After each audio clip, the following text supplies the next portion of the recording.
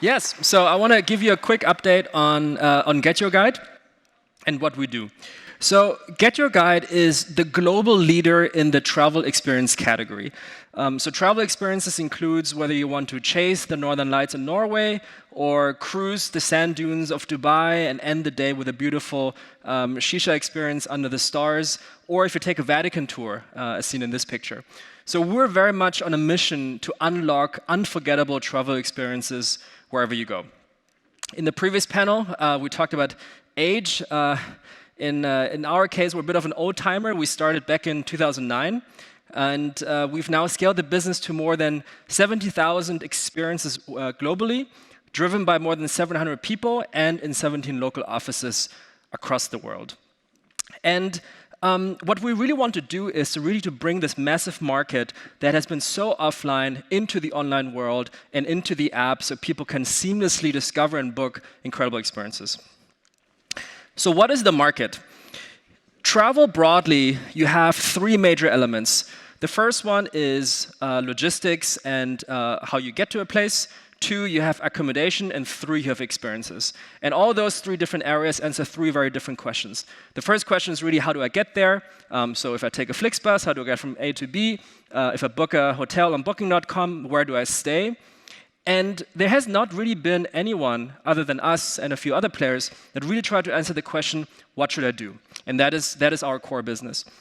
What is, however, different in our space is that not only do we have an extreme fragmentation of the inventory, but they're also very, very, very under-digitized and extremely heterogeneous. So on one hand, you have the Vatican Museum, hundreds-of-year-old institution. On the other hand, you have these very innovative and creative experience creators that just want to reach a digital audience.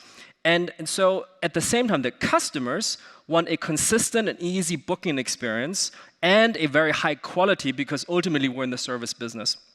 What is exciting, nonetheless, is that we're operating in a massive market. So you have a over $400 billion market by 2027. This is a market that is growing over 10% every year, and it sits within an almost $2 trillion industry of all experiences. So anything that you can do, from a weekend trip to the big annual vacation to anything you do on the weekend at home.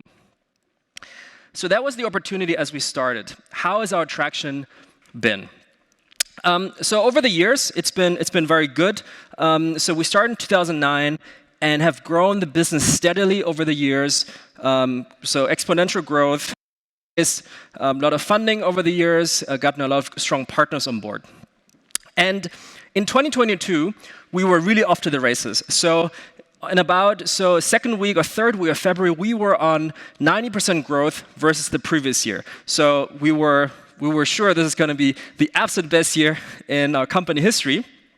And then, as you know, COVID happened. And COVID hit a lot of industries very, very strongly, but probably very few as strongly as the travel industry, as our revenue went from 100% growth to 0. And so what did we do?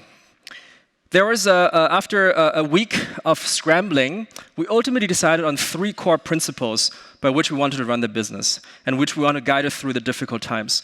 Number 1 is to preserve the future, and that means cost control. The second one was to make sure we'd make right by our customers. So we had, for example, refunds, no questions asked for anyone, and we figured out the details how we did it with our partners.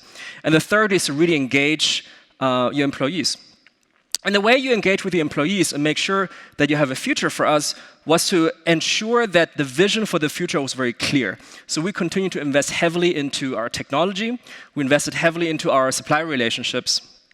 And over the last 2 years, through continuous investment, through a lot of resilience and perseverance, going through, as you can see, almost no revenue, we came out of the crisis extremely strong. How strong? This year, we are at more than 100% versus 2019, so versus pre-pandemic. So in 2020, it obviously went down quite a bit. In 2021, it recovered a little bit, mostly driven through domestic tourism. But in 2022 is when we really saw an incredible rebound of tourism.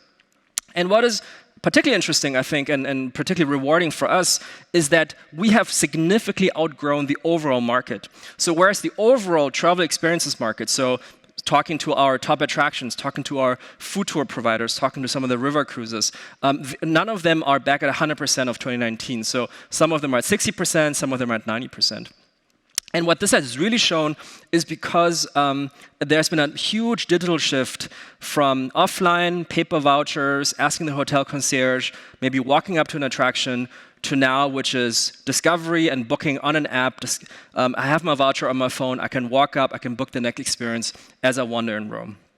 So we've been extremely fortunate that our investments have very much paid off. And so then the question is really, what's next for us? So as we continue on this growth trajectory.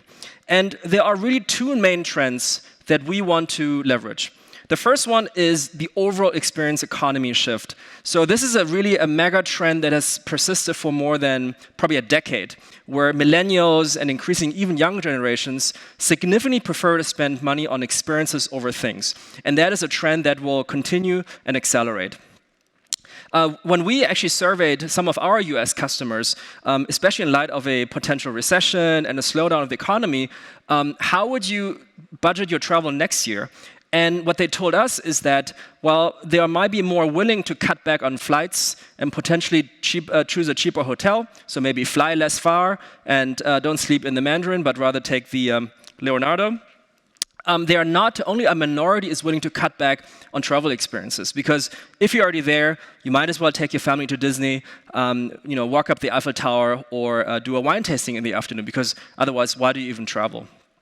The second trend is our industry has historically been extremely offline.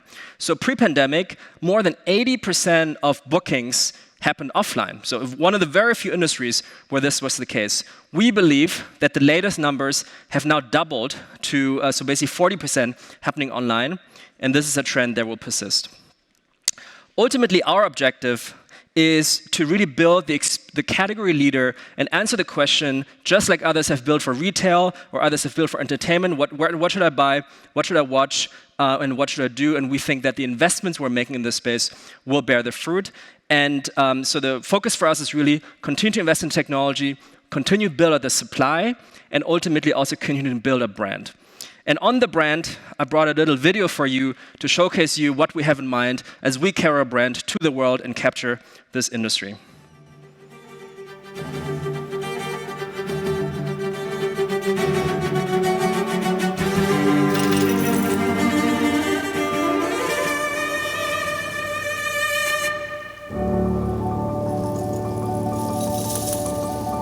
Buongiorno, benvenuti a tutti quanti, siete dei Vaticani.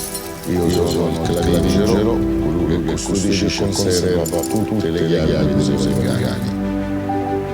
Per me non è una fatica alzarmi la mattina presto, perché so di poter accompagnare i miei visitatori che vengono da ogni parte del mondo a vedere i musei del Papa.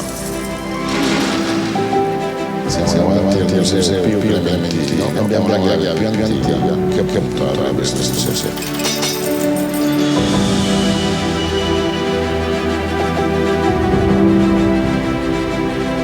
Questo tour ti dà un senso di serenità, di pace.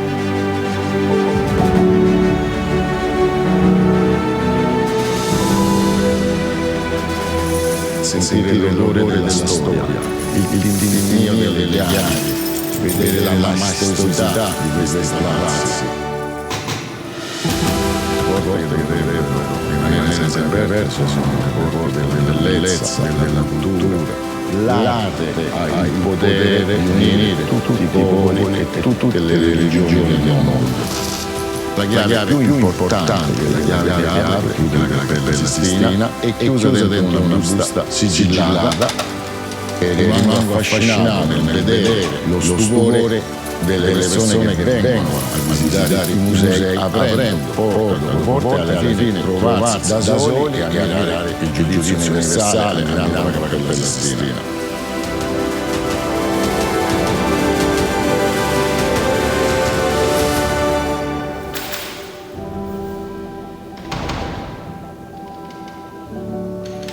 Thank you.